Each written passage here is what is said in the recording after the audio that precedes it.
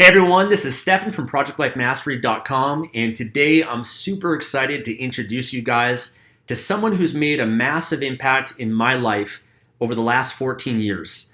His name is Eben Pagan, and Eben is a successful entrepreneur and investor who's built 10 different online brands and businesses to the $1 million level. He just came out with a brand new book called Opportunity, which is what we're going to be talking about in today's interview. So Eben, I want to say thank you so much for taking the time for joining me today. Yeah, it's great to be here. Thank you for having me. Now, before I dive into this interview, I want to first share with you, Eben, and also the people that are watching this, my audience, the story about how you impacted my life. About 14 years ago, I was 17 years old. I was very shy. I didn't have any confidence, and I was in a very dark place in my life.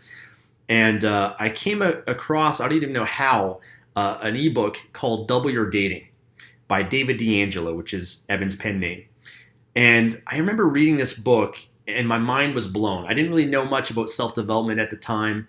I was just had such a negative mindset, but that book really opened me up. It made me realize that I could change and that I could be whoever I wanted to be. And it just created new opportunity, new possibilities in my life at that time.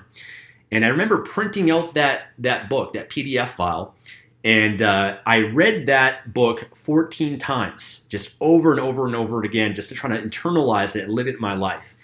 And I was subscribed to your newsletter. I mean, I got all the different video training products that you released, from the Advanced series to the Mastery series to in the Inner Game series to on Being a Man, all the different products there. And then once you started teaching as Eben Pagan, online business, I went through your Altitude program, your Wake Up Productive program, and all the different trainings. When I was thinking back before doing this interview, it was a tipping point in my life. You've really, allowed me to grow and become who I am today. I wouldn't be who I am today if it wasn't for you, Eben. So I just want to publicly thank you, acknowledge you for that, and just let you know, and also my audience know, how much you've meant to my life and continue to mean in my life. And I'm honored to have a chance to be able to interview you. Thank you. It's nice to meet you. It's nice to have that acknowledgement. Thank you. Great. So I'd love to maybe jump in by having you share with my audience a little bit about yourself, your story. How did you get into online business and the success that you now have today? Do you want the 1 minute, the 3 minute, the 7 minute? Which version of the story do you want? We've got a bit of time, maybe a 5-minute story. The 5 minute. Okay. Well, I've got a lot of kind of past lives. I've been through, I don't know, I've had an interesting life so far. My parents were hippies from New York, and they moved out to Oregon when I was a baby because they heard that was a good place to raise kids, right? They just got on a plane and went there. And so I grew up in the boondocks, in the backwoods of Oregon, and I didn't really have any success role models. I was a long-haired rock and roll guitar player. I worked in a metal shop. I made jewelry. I gave guitar lessons. I dropped out of high school. Then I went and got a GED, and I went to a local college. And I dropped out of college to go on tour with a rock band. So that was kind of my starting point there. And in my early 20s, I was 22 when I finally decided that rock and roll wasn't going to pay the bills. At my height, I was making $75 a week as a guitar player. And that wasn't working. And so I reasoned that rich people seem to have either made their money in real estate or had their money in real estate. And so I got a real estate license, and I went into real estate. And, so here I am with my 2-door Camaro. You remember those 80s Camaros? And I had my ponytail, and I'm trying to convince people to buy real estate. And that wasn't working out. I sold 1 1/3 homes my first year in real estate and made, less money than I was making at my manual labor job. And so I said, okay, I got to figure this out. I got to learn something here. So I started listening to self-help courses, and I started learning about sales and marketing. And I won't go through all of the different lessons there. We can dive in anywhere that you want later. But bottom line is, when I discovered direct response marketing, and I learned that you could create a message and then send it out to people, or put it in a magazine, or later put it online, and get people to respond, and that marketing piece could go and do the selling for you. I mean, I was sold, because selling, like knocking on people's doors or calling them up, this emotionally can be very challenging. And then when I was in my late 20s, I had finally gotten a good job. I moved to California. I was working with a real estate training company. and I was kind of learning about how business worked, and I got a nice car, and I got a little apartment on the beach, but girls wouldn't talk to me. And so I thought, okay, wait a minute. I finally got the thing. I thought, I'm doing well. I got the nice car and the little apartment on the beach. And then I said, okay, I have to figure out this thing with dating and with meeting women. And so I started making friends with guys that were really good at just meeting girls and getting dates. I started going to seminars and reading books. And most of the stuff that I learned from the kind of the self-help world and from the seminars and the gurus, it was very hit and miss. A lot of it felt weird. Some of it was like manipulative. But by making friends with guys, really diverse guys from different walks of life who really got it, I was able to pick this up. And after a few years, I got an amazing girlfriend, and I finally had confidence in this area. But as I was learning, all my friends were asking me, for tips about meeting girls, and other guys were, and I could see, okay, this is a real opportunity. And so I took what I'd learned about dating, and I took my marketing knowledge, and then a friend of mine showed me how to do ebooks and put them online, and I launched this book. And it took off, and it was my first really big success. And that was Double Your Dating. As you mentioned, I wrote with the pen name David D'Angelo. Built that business to tens of millions of dollars a year, had other teachers teaching dating and relationship advice. Then about 10 years ago now, in 2007, 8, I did my first, you mentioned the Altitude course. I did a high-end entrepreneurial course for entrepreneurs who wanted to grow their businesses to the $10 million a year level and beyond, because we had a really successful business. And I had really been a student and learning and taking a lot of notes and, again, helping other people build their businesses and in their lives and seeing, I've been learning some things and it really works. And just launched coaching programs. And now I've taught, tens of thousands of people and entrepreneurs all around the world how to succeed. Started going to the Burning Man Festival. Ran into a woman there kind of serendipitously who became my wife. And now we have a little daughter who just turned 5. And so now I have a family. And we spend most of the time, more than half of the year, probably 7 or 8 months of the year, the last few years on average, traveling, living in different parts of the world. And my wife is a love coach. And I, have these virtual businesses. And so we've been living this virtual lifestyle and a lot of other things too. But that's maybe the 5-minute version. Yeah, it's amazing. And I know you also have a lot of employees, but you don't have any office space. Everything is virtual. Do you mind me sharing a little bit about why you decided to go in that direction? Because that's something that traditional businesses, that's never been a possibility. And, you've, created an amazing virtual team and lifestyle for yourself. Yeah. We started in 2001, and I started my business, in the proverbial bedroom with the computer, and it was just me. And it really worked for me. I really liked having my freedom. And even though I worked a lot, it was exciting and it was interesting. And I would roll out of bed in the morning and, right into my chair and check my stats on my, on my sales and things. I mean, we've all been there. And then as I started building the business and hiring other people, I hired my first virtual assistant. My friend Dean Jackson, who had originally showed me how to do ebooks in the first place, he showed me the site that was then called Elance. And I went on there and I hired a woman that came to work with me 20 hours a week for $6 an hour. And so for $6 an hour, for $120 a week, I freed up 20 hours of my time that I was doing customer service and refunds and, whatever else. And then I hired another one. And in fact, Denise, who was the second person that came to work with me, she's now my business partner in the Double Your Dating business. She's worked with me for over 15 years now.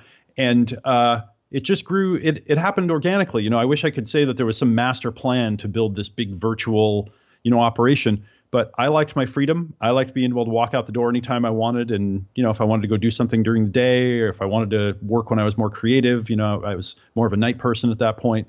And we eventually got to over 70 full-time people, all working 100% virtually from different parts of the country and different parts of the world. Since then, my business has changed. I've broken my business into different pieces, and I've taken on partners, and I have different business units, and I've started investing in technology companies and things. And so I have a different model. But to this day, everyone still works from home, no office. Amazing. Now, I know you've been at this for, I think, over 20 years now. And when you first got started, the internet just wasn't what it is today. And it's obviously evolved in many different ways. Do you mind sharing, what have you seen as the biggest changes from when you first got started to where it's at today? And I want to kind of segue that into talking about the opportunity, what you see as the opportunity moving forward for someone that already has an online business, or someone maybe that's just getting started looking at this and trying to figure out, how, is it too late for them to get in, and what's the potential of starting a business today online? Yeah. So I started my first online business in 2001. All right. So I guess now I've been around the block a few times, and I continue to start online businesses pretty regularly and partner or invest in companies that do. The biggest difference, you want to know the biggest difference, like what's the progress? What's changed since then? Well, everything's a lot more organized. You can do things much quicker and more efficiently now. There are more people online, and that has benefits. And, back when I started, you'd had to really go and look to find customers. You had to get creative about, because there were a lot fewer people online, and it was just harder to do a lot of different things. To buy things online back then. To just figure out how to set up a shopping cart page that worked was like a whole process, or like a members area was, a lot of custom. You have to hire programmers and whatever. So now it's neat because instead of taking weeks or months to build a website, you can go get a template, you can set it up, you can have something beautiful. Good friend of mine, Joe, who was just out helping me with my videos, he's worked with me for years. He was showing me a website that he built for himself. And he said he went and signed up for one of these website builders. And in a few hours, he had this beautiful website, from scratch. And it's basically free. That kind of thing is so cool. Before the internet, you had to get a store, and have a storefront and invest a bunch of money and lease the thing for 5 years and put $100,000 worth of, whatever in. Now you can just set up a business. It's amazing how much quicker and easier that it is to do. Biggest changes. Well, on the one hand, you've got things like search has matured, social has now matured and become very prominent. But the fundamental, like the underlying factors of kind of the principles of running a successful business, they have not changed. And many people that I know who started businesses then are still doing very, very well right now. And a lot of new people are starting businesses and doing well too. One of the things I'm concerned about is so many people aren't really taking this seriously. They're not realizing that the future is the online world, the future of business. All businesses are either going to be online or have a component that runs online, and people aren't taking it seriously, and they're not learning the basic marketing skills, the basic business skills. It's not learning these things is going to be like not being able to speak the language or something in the future. Mm-hmm. Now, in your book, Opportunity, which I'm about halfway through, and I'm loving it so far because it's actually really getting me excited. And I love, you mentioned some futurists in the book like Peter Diamandis and Kurzweil. And I love your whole, the mindset you have and approach around opportunities that are out there. And I think a lot of people maybe listening and watching, they don't really know like what is coming. Like they don't realize how big everything and how technology exponentially is just growing and making it easier and easier for all of us in order to be able to grow and scale. Do you mind sharing what you see as the opportunity of just the online business world moving forward over the next 10 or 20 years? Yeah. What I like about what's happening, and it's not perfect. I mean, there are a lot of challenges and a lot of people are feeling left behind. But what I really like about it is, if you lived in a town, like I grew up outside of Eugene, Oregon. Okay, this is a town of like 100,000, maybe 150,000 or something at the surrounding area. A lot of people live in cities or outside of cities. Some people live in bigger cities. But in the past, if you wanted to start a business, essentially you had to start that was your customer base. When I was giving guitar lessons, I had to go and try to find people that were in my local area to give guitar lessons to. Now, if I want to give guitar lessons, I can go online and I can find 3.5 billion people that are connected to the internet, and I can pull from all different areas and I can pull from all over the world. But more importantly, if I want to give guitar lessons, I can figure out what kind of guitar player I am and what kind of guitar player I uniquely want to be and what I bring to the guitar. And then I can go find other people that are interested in just that way of playing guitar, that style of playing guitar, or maybe who are interested in that type of guitar. And I can find that group of people and bring them all together. So we can create, in a lot of ways, if we can get in touch with our unique personality type, what our gifts are, learn about who we really are, we can then go and create a perfect job for ourselves, like, quote unquote job. We can create perfect work for ourselves where we're doing something that we're made for and that we love, and we're working with people that we really enjoy working with, so that the work becomes something that grows us. The work that I do now, like writing the Opportunity book, for example, it's a really interesting topic to me. I saw this pattern, I recognized it, I really got it maybe a couple of years ago, and then I locked onto it. Now for the last year, I've been writing this book, and I've put a lot into it, but it's fun for me. It's really interesting to think about and write about these topics. And so I get to be here with you talking about something that's really interesting to me. And if this was back home in Eugene, that wouldn't happen. I wouldn't be able to connect to people all around who are interested in this topic. And so the thing that's, the most exciting and the coolest is that we can find things that really work for us. We can go online and we can learn new skills. We can learn 10 times as fast as we could before, 100 times as fast. We can develop ourselves, and then we can use our unique gifts to create value for other people. Do you mind maybe sharing with people how you define opportunity? What does that mean to you?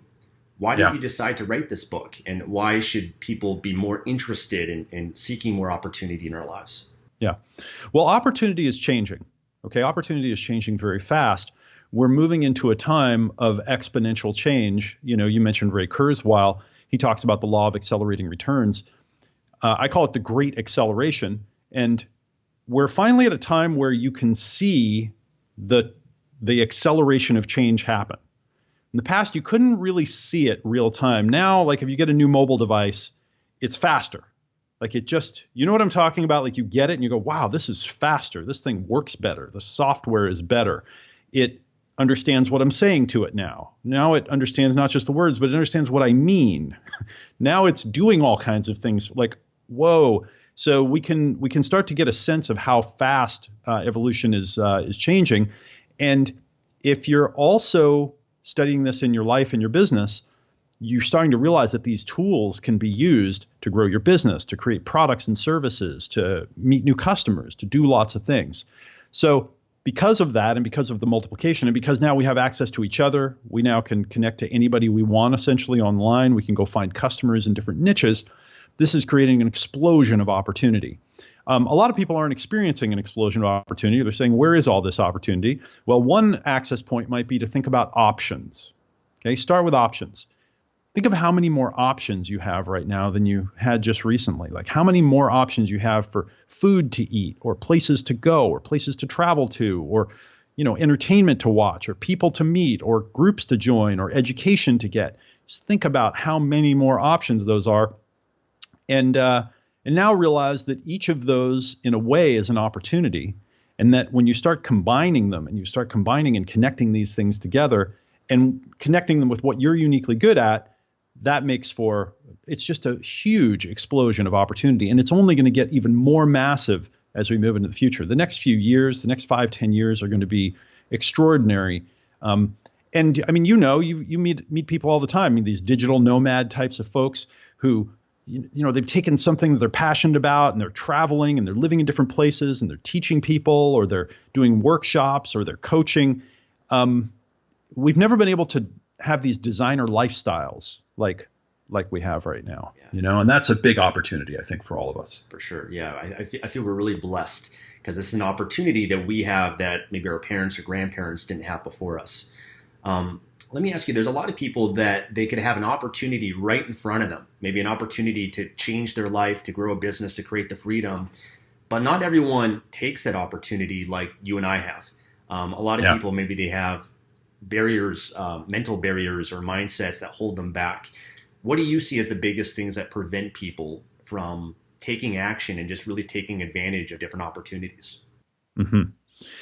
I'm thinking you had asked me a moment ago about defining opportunity. Can I answer that question and then this one as well? Because I think they go together. Yep. So the dictionary defines opportunity as a favorable juncture of circumstances.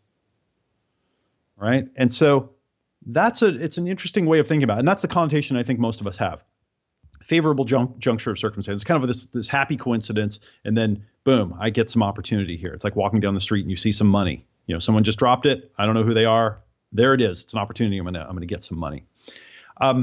There are, on Wall Street, opportunity is really thought of as like arbitrage, where you can buy something maybe in one market, a stock, and then sell it in this other market because there's a mismatch in price, and you get to make the difference. And because that happens instantly, it's like a risk-free profit. So some people think of opportunity as an arbitrage type situation where I can just gain some value without having to risk anything, right? And that's a nice way to do it as well. It's a nice way to have opportunity. The etymology of opportunity is from a Latin word, opportunus, and this is the condition. It's a metaphor when a ship was sailing and there was like wind in its sail and it was in harbor and it could see the port that it was sailing toward. That was when it was in a state of opportunus, right? It's when you're positioned so you can see where you're going. You can see the outcome. And when you can see it, that activates all kinds of like pre-reward centers inside of us. It's like in a video game where you see the little prize that you could go and get. You get a jolt of, kind of neurotransmitters, and you get some emotion to go get it. So opportunity has this powerful effect on us. And I think that by really thinking about what opportunity is and how it impacts us, we can do much better. To me, opportunity is really about potential value. It's a place in life where there's a value that you could realize for yourself, some value you could get, whether that's moving towards something you want or away from something you don't want, right? And when you're on the lookout for this throughout all domains of your life, your personal life, your relationship life, your business life, and when you realize that you're going to be getting so many more of these things in the future, there are going to be so many more options, and that you need to be able to sort them and filter them, right? This can be kind of enlightening. So then you talked about barriers, I think, things like what prevents people. Yeah, what prevents people. Inside the book, if you're halfway through, you went through this section already, I dedicate a pretty good chunk to emotions, because I think that in a lot of cases, it's our emotions. Emotionally, we feel emotions like fear and envy, fear of missing out, FOMO, even jealousy. Some of these emotions, they are running the show. And when they come up, they put us into a state where we can only think about the present and we can only think about avoiding something going wrong. So as an example, as you read in the book, one of the things I recommend is never make any decision about an opportunity when you're in fear. You just can't do it, because when you go into fear, it shuts down the executive center in your brain. You stop thinking strategically. You actually can't think. You can't be in your highest self. You can't think long term. You can't think consequentially very well. You're just thinking about preventing loss. And if you're making decisions to prevent loss, you're usually cutting yourself off from a lot of opportunity in the future. And so learning to manage your emotions, I think, is very important. And if you find yourself in fear or overwhelm, or what I call opportunity shock, too many opportunities, they just kind of put you into a state of shock, don't make a decision about your opportunity there. Go for a walk, take some breaths, just notice that you're in fear, or notice you're in overwhelm, or notice you're feeling FOMO. Everybody's getting into blockchain and cryptocurrency, and FOMO is freaking everybody out. If you find yourself there, don't press the button, don't do the thing.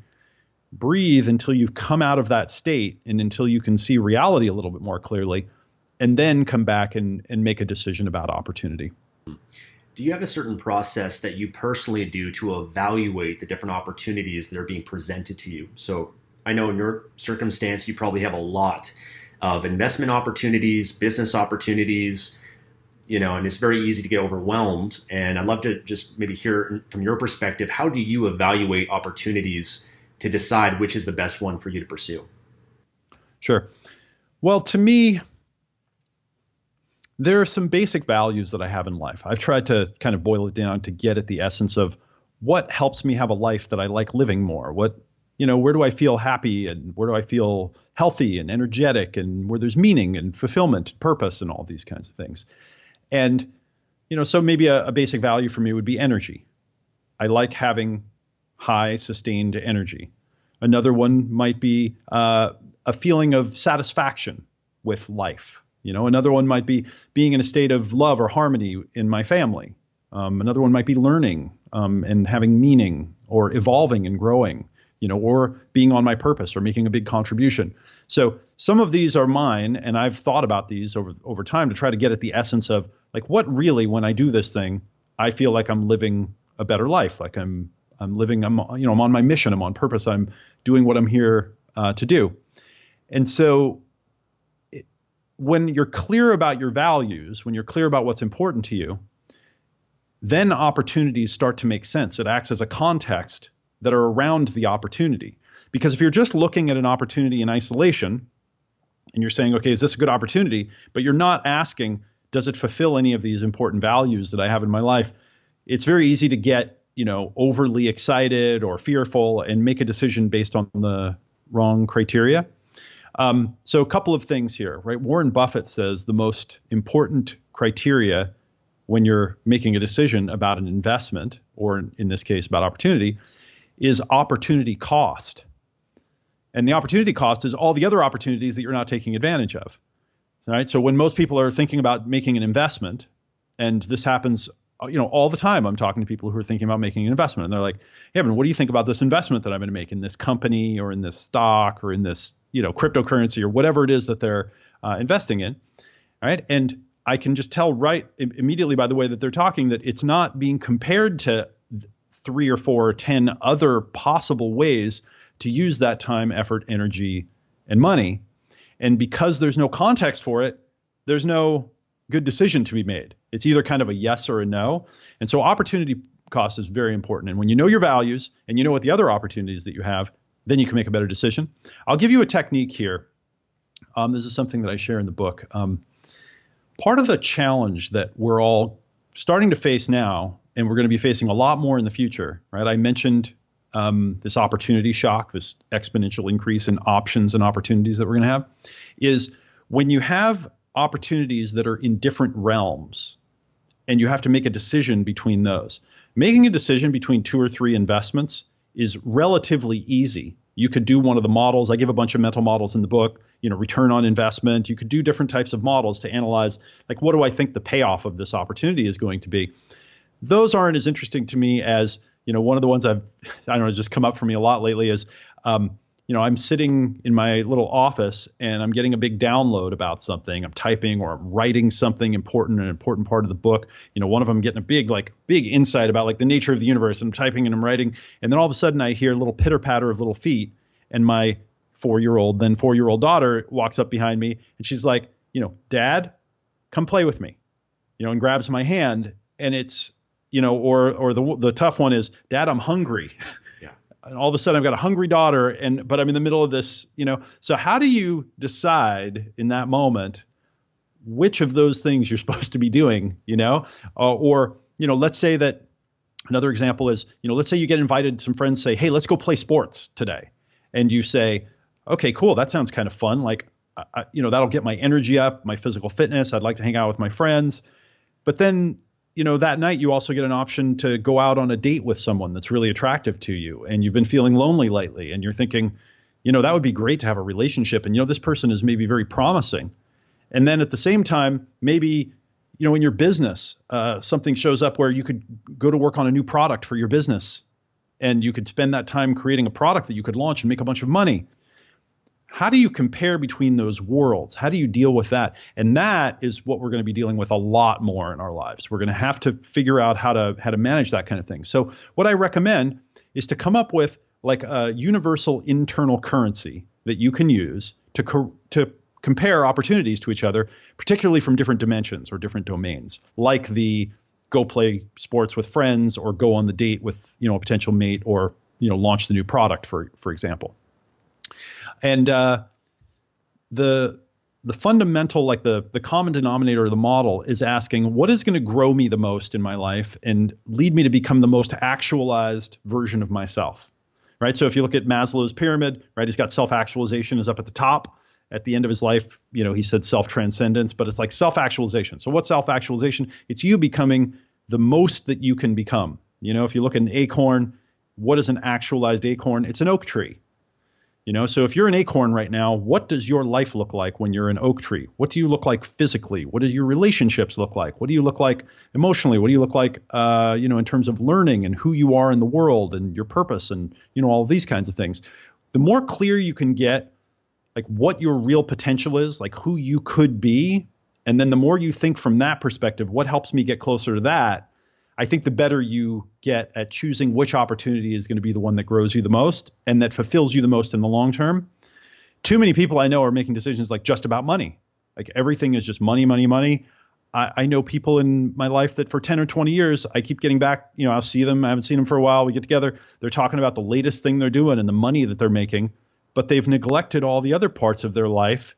And they're not happy. Or, I went through the dating thing for a lot of years. And sometimes I'll see guys that, that I knew back then, and they're talking about the latest like pickup lines that they've got. And it's, a part of me like says, weren't we doing that so that we could figure that out and then like find a mate and then go work on some other part of our lives, so we can get overly identified with one thing that we're doing. So what I recommend is this idea, I call it holistic actualization points. Okay. Holistic actualization points, or HAPS for short, HAPS. It's the first letter of holistic actualization points. HAPS is the word that my wife uses to describe when she's feeling happy inside. So I kind of named it after her. So what you want to ask is, how many HAPS on a scale of 1 to 10, you just kind of give it a rating. How many HAPS will this thing give me? How many holistic actualization points?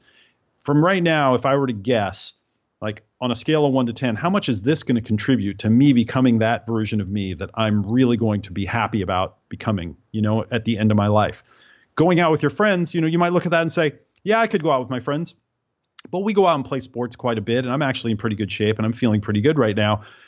This idea of going on a date, I am pretty lonely, and wow, this person does seem like someone, this is a good opportunity for me.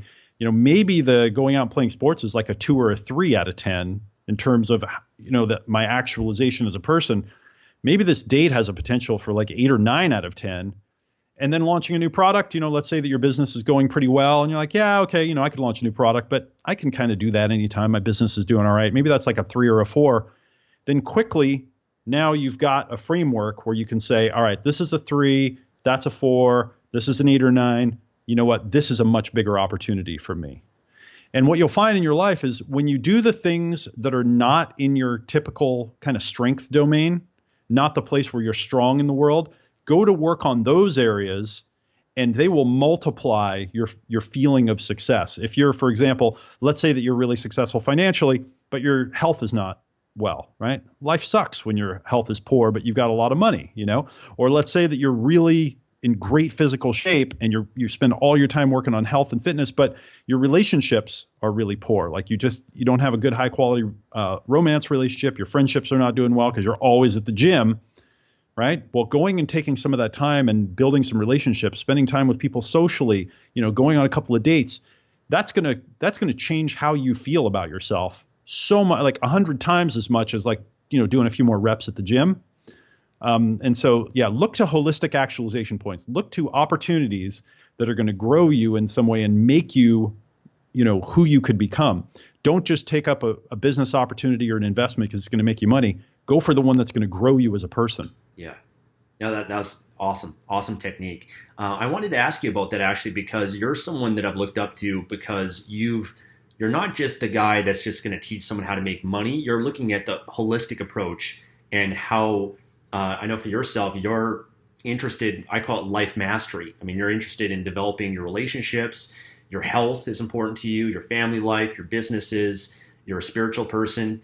What's been your mindset around that? Because, I see people all the time, they're just focused on money. They don't actually realize that by cultivating those other areas of their life, it will actually help them make more money, but it'll also give them more of that balance and that fulfillment in their lives. And it seems from my observation, learning from you from a distance, is that you've got really strong balance in your life. And you mentioned you travel 6 months out of the year. So what's been your mindset just around developing all those areas of your life? It's just been self-actualization for you, or what's been the core driver for you? Well, there's a pragmatic element to it, which is just that the more I work on each of the key pieces of my life, the better I feel about myself as a person, the better I feel physically, the better I feel emotionally, the better I feel about my success in the world, the better I feel about my business. All of these things, the better I can learn. They're very synergistic. They're very synergistic. If, the Pareto Principle, for example, right? So it's kind of the most well-known mental model out there. The idea that 80% of your results come from 20% of your effort or input. If you go to an area of your life where you're not paying any attention and you just go do like a Pareto Principle 20% or 4%, you just do a little bit, it's like having a car that's amazing, but it didn't have any gas in it. It's like you put a little gas in it and all of a sudden it works a lot, you know what I mean? It works a lot better than if it had no gas at all. One example might be, a way of transmitting this idea, I think, is, so I wake up every morning and one of the very first things that I do is I make a green shake. And I've been making these for over 10 years and I keep tweaking and tuning them. I'm always adjusting and, there's like 50 different ingredients in it. And I start by filling the blender with all raw organic greens that all have the highest nutrient value. And then I put in a whole bunch of other things. And, my wife is really picky about flavor. So I have to manipulate the taste with all kinds of, different little tricks and things. And, but to get something that is just that has broad spectrum of vitamins and minerals and that, gives you a nice sustained energy. It's been like this fun project for me to create this thing. So I blend this up. I give one to my wife, one to my little daughter. I put another big one in the fridge and I save it for my third meal during the day. I usually have 4 or 5 kind of small meals.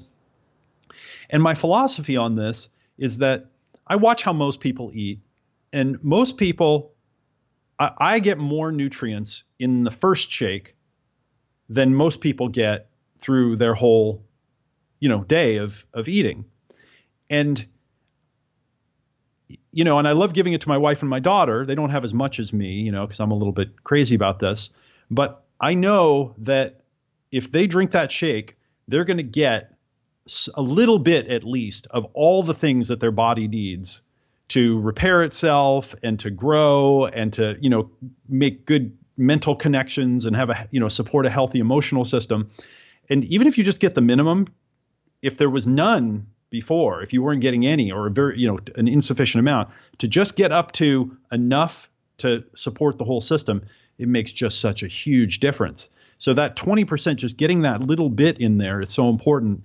And I found that the more things you add, kind of like you need a bunch of different vitamins and minerals, the more things you add in your life that are sustaining, like getting some exercise every day or making sure you're eating healthy meals or spending social time, like in person with no screens turned on for big periods of time to work on your happiness. Like it really makes you happy, to repair if you've got wounds or you're fighting with someone or you're having a fight with your partner or you've got old conflicts with people from your life. Going back and systematically repairing those things, it takes huge weight off your shoulders. It frees up all of this energy. Traveling and going and seeing new places, you learn so much about yourself. You see where you're stuck in old ways of thinking or, where you're just kind of culturally myopic. And then you come home and you realize, oh, wow, there's another way of looking at life. There's a different value system here.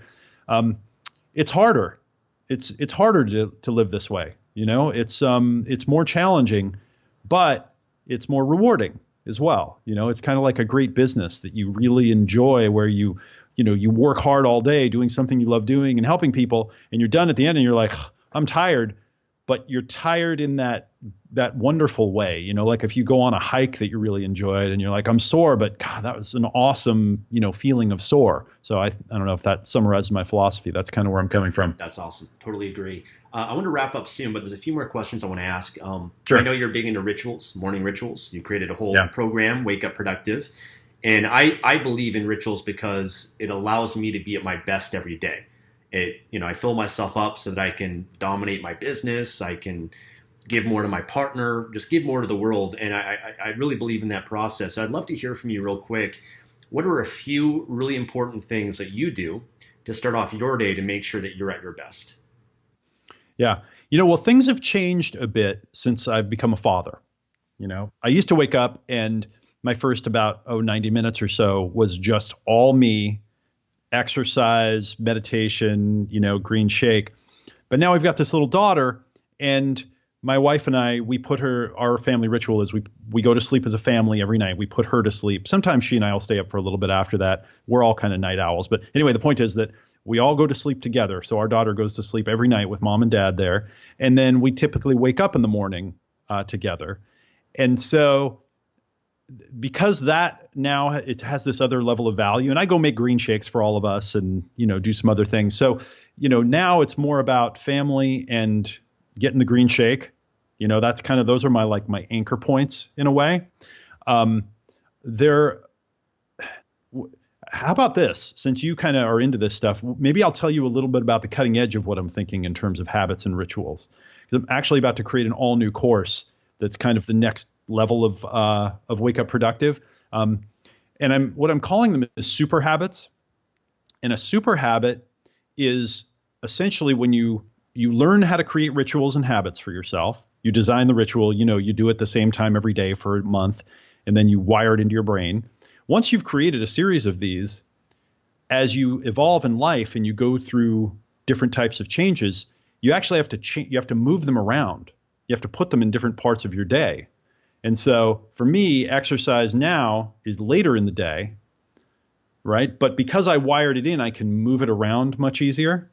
And so the next level is about taking the habits that you've created and the capabilities and reordering them and creating, sometimes I call them energy cycles, where you'll do 3 or 4 of them in a row that create like a double productivity, where they multiply the productivity because you're doing something in your business world, you're doing something personally, and then maybe you're doing something socially, and you've got them so that all 3 of them win. Right? All 3 of them kind of go to the next level. Something I've been doing lately, probably the biggest insight about this whole game that I've learned is I was reading Daniel Pink's book, When. And, I try to take, good breaks through the day, but he points out this as part of the ultradian rhythm, the daily rhythm, that most really high performers take a natural break in the afternoon for about 2 hours.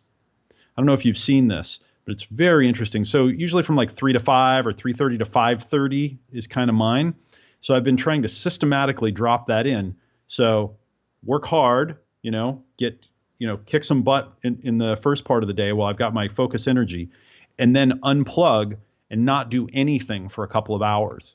Go hang out with my daughter, go for kind of a walk, jog, just hang out, take a nap, right? Take a little 20 or 30 minute nap, just totally unplug from everything. And then energy kind of comes back up around 5:30. And then it's another couple of hours of something where energy can be focused again. And that's a huge one. I think that one in the long run is going to be a really big piece of this whole equation. Very cool. So I want to wrap up soon, but do you mind sharing with people a little bit more about your book, Opportunity? I mentioned halfway through it, anything that you put out, I pretty much devour and consume. And I hope that those that are watching or listening to this will take this as a recommendation and get their hands on this book. But do you want to share with people a little bit about it? Sure. Yeah. After, 20 years now of studying and getting to know hundreds of entrepreneurs, interviewing at least hundreds of millionaires and billionaires, it really all came together for me. It was a couple of years ago, I was thinking about this, and I realized what they had in common was they were just better at finding and creating opportunities. That's really the common denominator of success. If I had to boil it down to something, it was like one of those epiphanal moments, like they're just better at opportunity. And if you think about it, just think in your life about the people you know that are the most successful, and then just run this filter, and you'll realize they're probably great at finding opportunity, right? And that making a decision and committing to an opportunity. They're like these opportunity manifestors. And so that sent me on a line of thinking. I've taught this idea a little bit in the past, but it just clicked like, okay, this is it. And I realized that opportunity is the heart of entrepreneurship. It's really the heart of successful entrepreneurship. Great entrepreneurs, great investors, they can see it, they can spot the opportunities. And then I realized opportunity is going to be exploding for everyone. We're getting confused. I'm meeting people that have so many opportunities, but they're kind of shut down and they feel like they don't, have any. So I started writing out some of my ideas for how to find and create opportunity. And, quickly I had dozens of pages. And over the last year, I've now written this book and tried to take everything that I've learned about success and entrepreneurship and how to manage opportunity in life, and I've put it all into this. I've worked really hard on it. I haven't really focused myself, invested in something like this in a long time. And I teach what opportunity is, where it is, how it's changing, mindsets, frameworks for thinking about it. There's a whole set of mental models for making decisions between different opportunities, choosing the best one, scaling up opportunities. I talk about some of my favorite opportunities in business. In the last chapter, which I think you'll enjoy, I basically give you a homework assignment where you go and discover your own greatest personal opportunity in your life. All right. And so that's the book. And while we're doing our launch, we're giving them away. I'll send you one. I'll buy you a copy and send it to you. You just pay shipping and handling. Yeah. Awesome. So I'll give you guys a link. If you guys go to projectlifemastery.com/opportunity, then you'll be directed to Eben's page where you can get his book for free, as he mentioned. So you can get it shipped out to you for free. All you have to do is just pay for the shipping and handling, which is a pretty amazing deal. I hope everyone watching and listening will take up this offer that he has and get their hands on this book. And then also, Eben's got some great bonuses that he's thrown in. He's got a companion guide that goes along with the book as well. So he's definitely put a lot into this. And anyone listening or watching this, he's made an impact on my life, and I believe that Eben can make a tremendous impact on your life as well. So Eben, I want to say thank you so much for taking the time. Really appreciate it, my friend. And I look forward to sharing your message and your story with thousands of people out there. Yeah, thanks for having me. All right, take care.